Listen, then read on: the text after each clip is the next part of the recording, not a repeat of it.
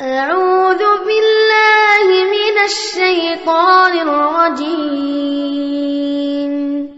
నేను శపించబడిన బహిష్కరించబడిన శైతాన్ నుండి రక్షణ పొందటానికి అల్లాహ్ శరణు వేడుకుంటున్నాను. والأرض وضعها للأنام మరియు ఆయన భూమిని సకల జీవరాశుల కొరకు ఉంచాడు. فيها فاكهة والنخل ذات الأكمام అందులో రకరకాల ఫలాలు మరియు పొరలలో పుష్పకోశాలలో ఉండే ఖర్జూరపు పండ్లు ఉన్నాయి. والحب ذو العصف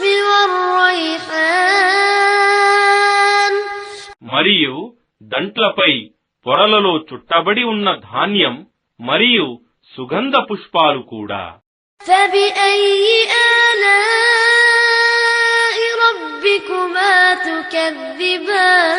تكذبان అయితే మీరిరువురు మానవులు మరియు జిన్నాతులు మీ ప్రభువు యొక్క ఏ అనుగ్రహాలను నిరాకరిస్తారు?